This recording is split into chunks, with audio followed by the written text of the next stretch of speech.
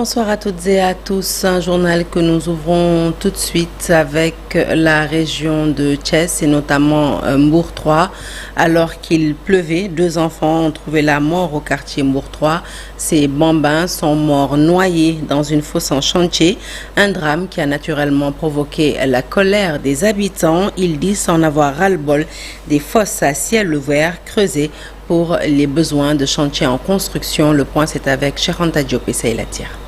Abdou et Fatim, frères et sœurs de même père, même mère, alors qu'ils se rendaient à la boutique du coin, ils sont tombés dans une fosse en chantier, remplie d'eau de pluie, sous une pluie battante. Oui, donc moi j'étais dans la maison, donc j'ai entendu des cris, c'est ainsi que je suis sorti pour demander donc ce qui s'est passé et là on m'a fait comprendre qu'il y a 2 enfants donc qui se sont noyés. La fille on a dit qu'elle a 15 ans, donc le garçon 11 ans quoi. Parce que d'habitude quand on envoie les enfants à la boutique, donc peut-être par paresse, donc ils évitent de faire le grand tour. Donc le plus souvent, ils passent donc le sentier là pour aller à la boutique se provisionner quoi. Malheureusement, il a fallu plusieurs heures pour repêcher les corps sans vie. Les populations ont dénoncé l'intervention tardive des secouristes. Effectivement, ça vraiment on le reconnaît. Vraiment, le service des sapeurs-pompiers vraiment a mis énormément de temps pour venir donc secourir donc les victimes.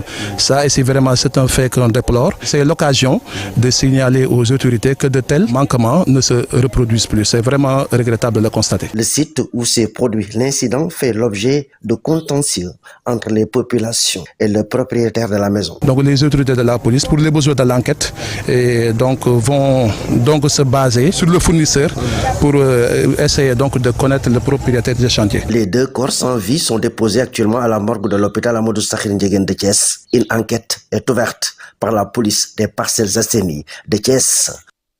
À Touba Guédé, les populations laissées à elles-mêmes en plein hivernage tirent la sonnette d'alarme. Plusieurs d'entre elles sont abandonnées par leurs propriétaires et ne disposent pas de motopompes pour évacuer les eaux qui ont fini par envahir le marché et les rues des quartiers, rendant les déplacements plus que difficiles. À quelques semaines du Grand Magal de Touba, ces populations interpellent les autorités pour l'assainissement assez urgent du quartier. Les détails, c'est avec Pape Balagay. Mais pourquoi pas nous monter le motopompe? Pourquoi pas? Très en colère, les populations de Touba Guédé sont montées au créneau pour alerter les autorités face à leurs difficiles conditions de vie liées aux inondations. Cheikh Anta Diop, délégué au marché Touba Guédé, déplore le mutisme des autorités. Il est difficile d'estimer le nombre de maisons abandonnées ici. Le marché est là chaque année. En période d'hivernage, personne ne travaille. L'eau stagne ici et personne n'essaie de l'évacuer. Ça suffit. Le quartier envahi par les eaux et laissé à eux-mêmes, Sorna Anta Cissé, mère de famille, interpelle les autorités à quelques semaines du Grand Magal de Touba.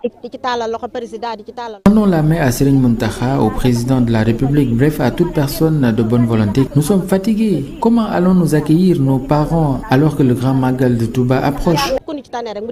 La patience à ses limites, semble dire Serigne Aliou Bousso, Ibn Serigne Amdi Mustafa Bousso. Ce dernier exige plus de considération à l'endroit des populations de Touba Guédé. Décidé, nous allons prendre nos responsabilités pour que Touba Guédé sorte de cette situation, pour bénéficier du même traitement que les autres villages. Nous demandons à Ousmane Sonko de faire attention au lobby à Touba. Près d'une dizaine de pompes distribuées par les autorités suite à la visite du ministre de l'Assainissement omettant Touba Guédé, Abdoulaye Samb déplore un tel acte. On dirait que Touba Guédé ne fait pas partie de Touba. Comment peut-on distribuer des motopompes et oublier Touba Guédé? C'est inadmissible. Nous sommes à quelques mètres de la route nationale et avec les eaux, cette voie est fermée 3 mois avant le Grand Magal. Les populations de Touba Guédé dans le désarroi, après les premières pluies et les inondations enregistrées, plusieurs maisons commencent à être abandonnées par les familles, faute de moyens pour faire face à la situation. L'actualité également marquée par l'immigration irrégulière qui reprend de plus belle au nord du Sénégal. Les jeunes reprennent la mer au péril de leur vie. Malgré les fortes promesses de campagne des nouvelles autorités, ces jeunes continuent de tenter l'aventure incertaine. C'est le cas à Tassiner, dans le cœur du Gandiol, où leur déception est immense. Ils se confessent au micro de nos reporters Ousseynou Diop, Abib Sek. Les pêcheurs attendent désespérément l'ouverture de la campagne de pêche sous des tentes de fortune. Nous les avons trouvés près de la berge à Tassiner. Ici, ils jouent au lido et prennent le thé ensemble. Une activité quotidienne qu'ils font chaque jour sur le même site. Ces pêcheurs sont prêts à partir en Espagne à cause de la rareté du poisson. On prend le thé ici parce que nous ne pouvons plus pêcher dans nos eaux. Les bateaux ont tout emporté sur leur passage. L'activité est au ralenti. Dans ce village de pêcheurs, la berge est vide. Tianodien a déjà tenté l'aventure. Aujourd'hui encore, il est prêt à reprendre le tortueux chemin de l'émigration. Si je vois une pirogue aujourd'hui, je vais partir. Je ne vais même pas hésiter. Les autorités n'ont rien fait. Elles nous avaient beaucoup promis durant la campagne. Dans ce village, les jeunes sont désespérés. Ils vivent les moments les plus difficiles de leur vie. Abdou Diop habite à Tassiner. On est là sans rien faire. L'émigration bat son plein parce que la vie est dure ici. Les pêcheurs ne sont plus les priorités des autorités. C'est pourquoi nous sommes là tous les jours, assis à ne rien faire. Chaque jour, les jeunes tentent l'aventure. Beaucoup ont péri dans la mer. Dernièrement, une pirogue qui avait à son bord des centaines de migrants a chaviré à Nouakchott.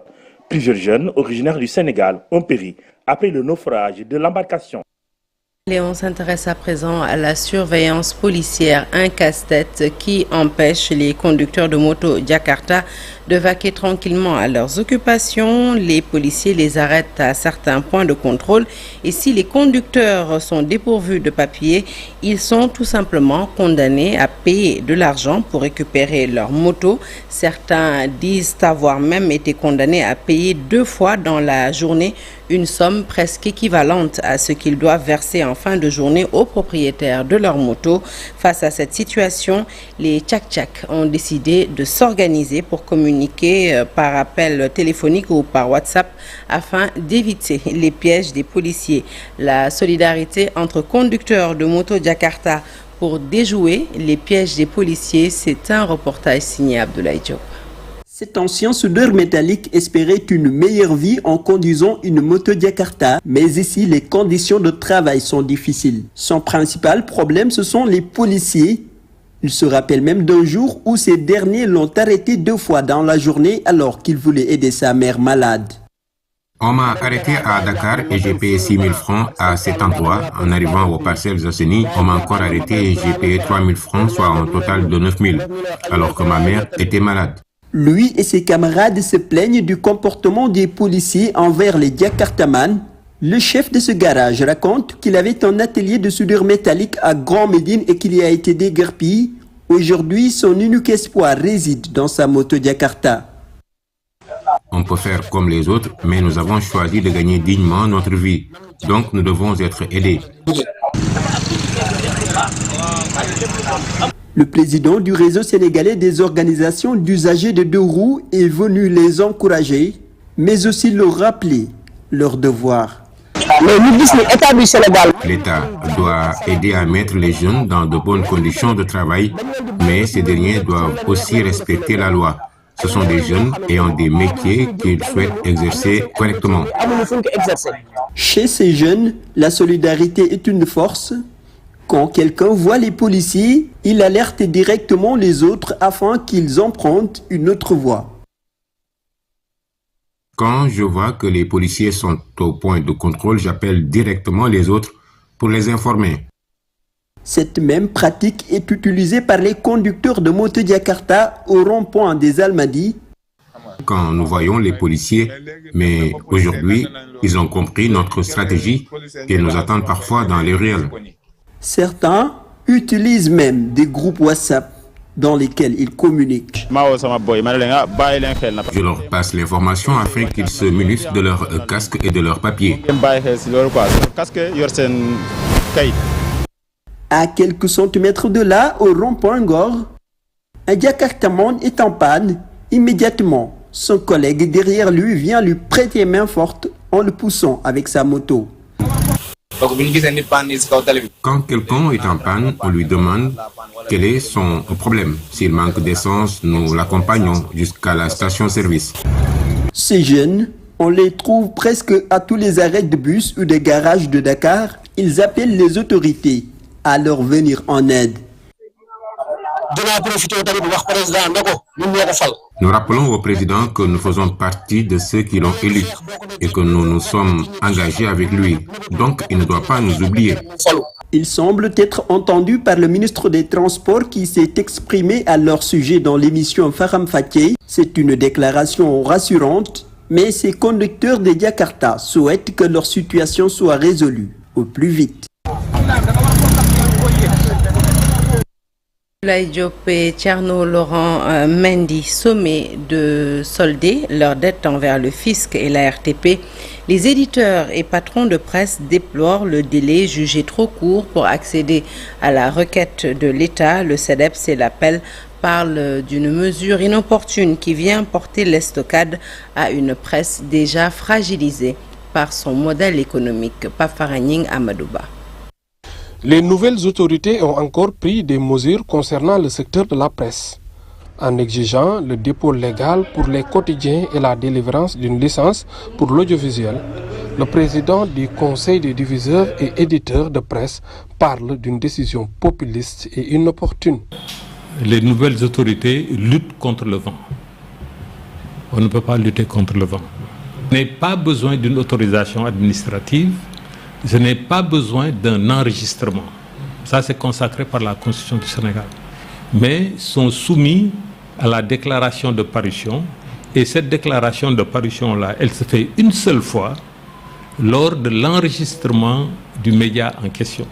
Le dépôt légal date déjà de la loi 9604, qui est l'ancêtre du Code de la presse, voté en 2017. Donc pour vous dire qu'en fait c'est une obligation légale à laquelle toutes les entreprises de presse écrite sont assujetties. Les éditeurs ont 4 jours pour se conformer à la loi, un délai qu'ils jugent trop court. Ils invitent par la même occasion la tutelle au respect des lois du pays. Non, c'est un délai qui n'est même pas admissible dans un état de droit. Un état de droit, ce n'est pas pour réprimer le citoyen. C'est pour permettre au citoyen, s'il n'est pas à jour, de lui permettre d'être dans les conditions pour être à jour. Mais quand vous prenez par exemple la presse audiovisuelle, c'est là où il y a problème. Parce qu'en fait, l'article qu'il cite, 94, parle presque de tous les éditeurs de communication audiovisuelle. Et donc, y compris les Web TV, ceux qui sont sur IPTV et autres. Or, au moment où je vous parle, en fait, le CNRA n'a pas, disons, un pouvoir sur, disons, ceux qui sont dans la communication audiovisuelle. Pour les acteurs de la presse, c'est enfoncer une porte déjà ouverte. Les entreprises de presse sont en une situation de quasi-faillite, ou bien même certaines en faillite. Il n'y a pas un seul jour où vous entendez, où vous n'entendez pas des mouvements de travailleurs des médias. Conférences de presse, sitting de brassards rouges. Même si les associations de presse ont toujours milité pour l'assainissement du secteur, elles semblent surprises par cette décision du ministère de la Communication qui se fonde sur des dispositions du Code de la presse. Allez, on parle à présent de ces acteurs de la société civile de différentes nationalités africaines qui se sont réunis à Mbo pour parler aux jeunes. Le discours est de rassurer ces jeunes et de les pousser à croire encore à la démocratie au lieu de soutenir les coups d'État militaires. Selon ces acteurs, les forces de la société civile qui doivent intervenir sont assez réduites. Les différents États plutôt ont diminué les financements attribués à la société civile. Nous écoutons tout de suite Simone Bodé-Diouf, jeune ambassadrice pour la paix de l'Union africaine. Elle nous en dit plus au micro de Neymati Dian et Mamadou Gueye.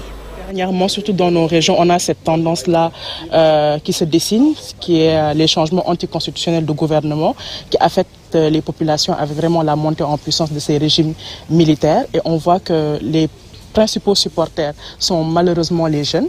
Et pourquoi les jeunes ? C'est la question qu'on se pose et c'est qu'il y a une perte de foi en la démocratie. La démocratie pour eux n'a pas tenu ses promesses, c'est pourquoi ils se sont tournés vers ces régimes-là.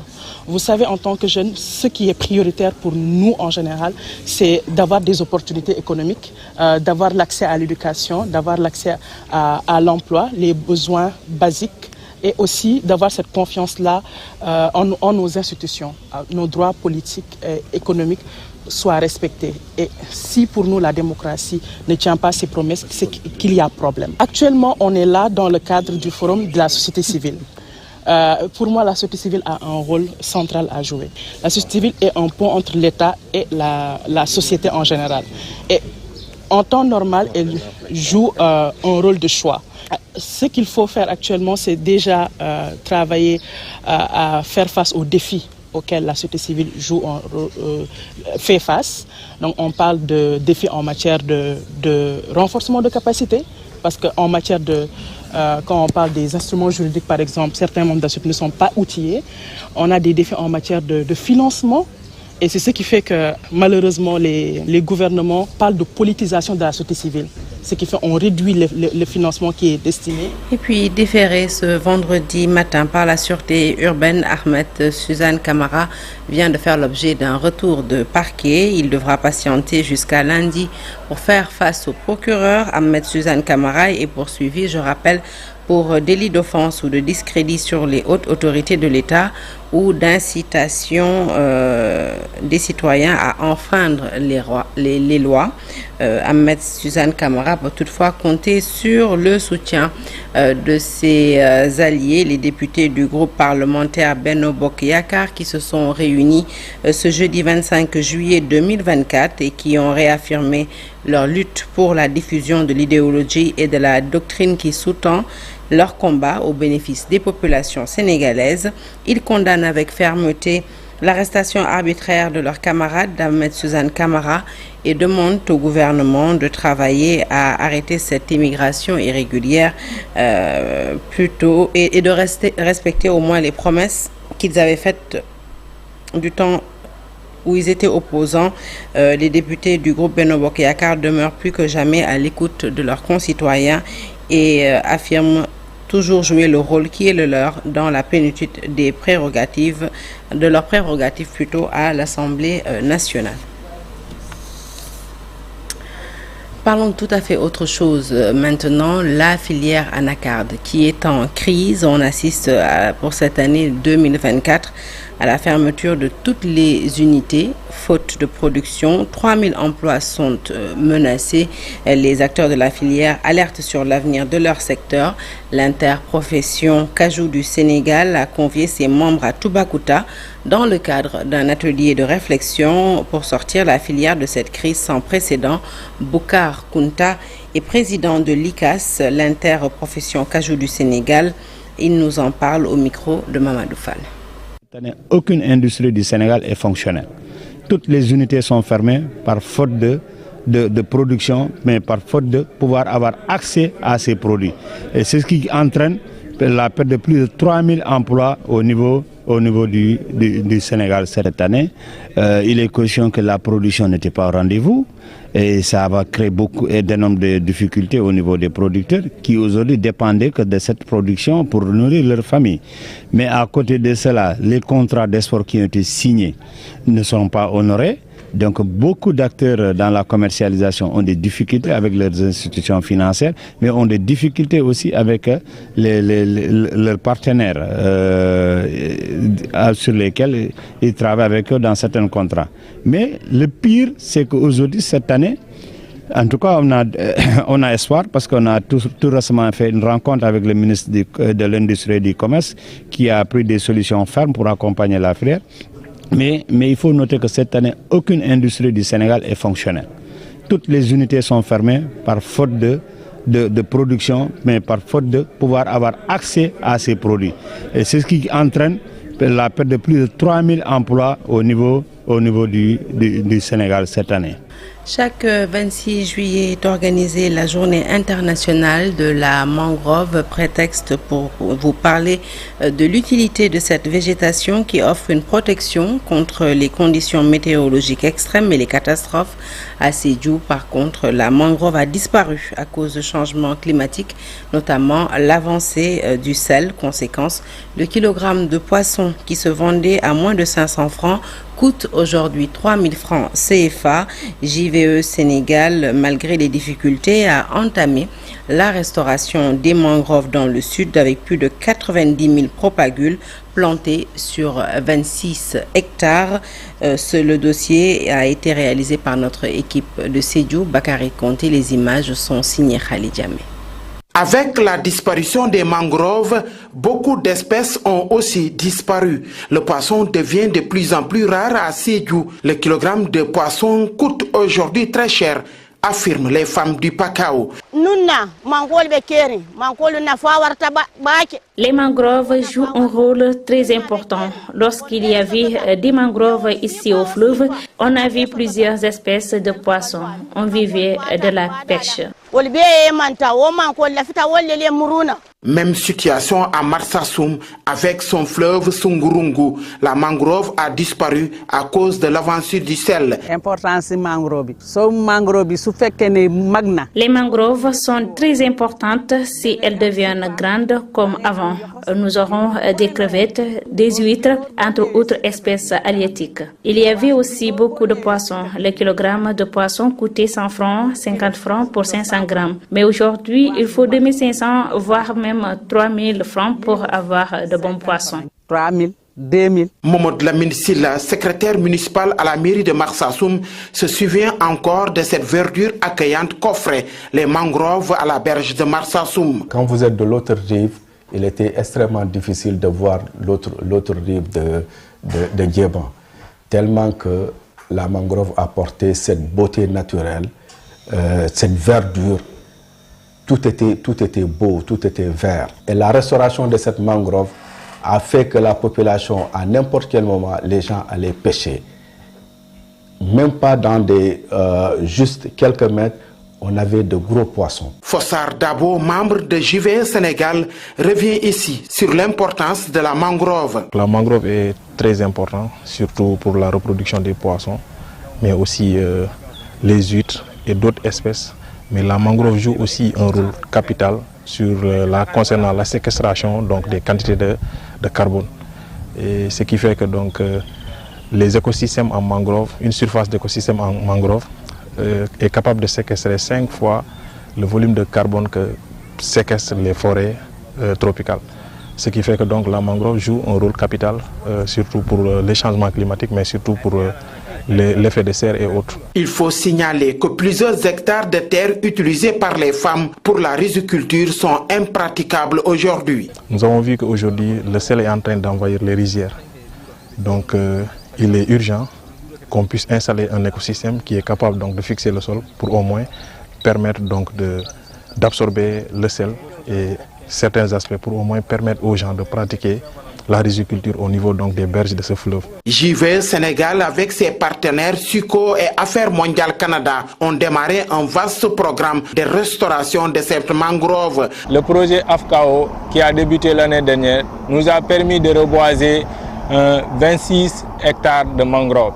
Et malheureusement, 9 hectares ont réussi. Dans ces 26 hectares, nous avons au minimum planté 90 000 propagules de mangroves. Et aujourd'hui, il ne reste que 45 000 propagules de mangroves. Avec ces activités de reboisement de la mangrove du projet AFCAO, Action climatique féministe en Afrique de l'Ouest, piloté par JVE Sénégal, l'espoir est né dans le sud du pays pour la restauration de cette mangrove. Je vous l'annonçais en titre, un vibrant hommage a été rendu à Alphonse Raphaël Ndiaye, un monument de la culture sénégalaise décédé depuis janvier 2023. Enseignant, écrivain, homme de culture, la cérémonie s'est déroulée en présence de nombreuses personnalités, dont Monseigneur Benjamin Ndiaye. La commémoration a été marquée par les honneurs et le recueillement de hautes personnalités de l'État. Le reportage est signé Yaï Koumba Ndiaye à Lundiagne. Ce vendredi 26 juillet, jour de commémoration et d'hommage à Feu Alphonse Raphaël Ndiaye, écrivain, homme de culture sénégalais, la communauté universitaire et religieuse rassemblée à la place du souvenir en mémoire de ce pilier de la pensée et de la culture africaine. Raphaël était un chercheur, un passeur de culture. Il avait la capacité de passer d'une langue à une autre. Il avait aussi la possibilité, la capacité de faire en sorte que les langues dialoguent, les langues discutent. Et donc, cette posture multidimensionnelle, on fait de l'homme ce qu'il a été. L'archevêque de Dakar, frère du regretté, rappelle toute l'admiration qu'il portait à l'homme qui était très ancré dans la tradition. J'ai toujours apprécié son esprit méthodique dans son travail et dans sa pensée. Nous n'étions pas du même milieu, je suis plutôt un religieux. Lui, il est vraiment dans la culture profane, j'ose dire, et qui a souvent cherché à me titiller pour savoir quels étaient mes fondements et mes convictions religieuses. Son départ a laissé un vide immense touchant le monde de la culture, mais son projet qui consistait à mettre en avant les œuvres de Senghor est déjà mis sur pied. Et je me rappelle, on avait un projet qu'on appelait le projet Géoparc. Ce Géoparc, c'était de voir quel était le lien entre ce patrimoine culturel et également ce patrimoine géologique. Et il nous a beaucoup accompagnés. On le regrette aujourd'hui et nous pensons pouvoir finaliser un projet qu'il avait à cœur, à savoir vraiment valoriser l'héritage de feu président Léopold Sédar Senghor. Et là, Dieu merci, nous avons commencé les travaux. On aurait bien aimé qu'il soit à nos côtés, mais Dieu en a voulu autrement.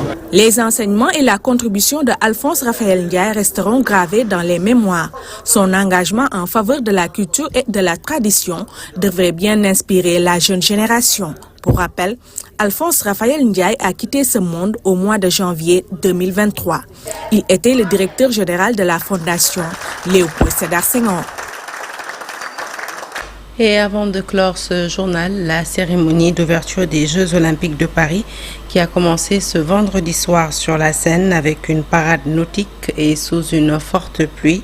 La délégation sénégalaise compte, je rappelle, 11 athlètes engagés dans 7 disciplines sportives, l'athlétisme, le judo, la natation, le canoë-kayak, le taekwondo, l'escrime et le tennis de table. Ce samedi, 4 athlètes sénégalais entreront en lice dans différentes disciplines, parmi lesquelles Ndeye Binta Diong qui affronte l'égyptienne Aya Hussein en épée individuelle et la nageuse Oumy Diop qui participera aux 100 mètres papillon.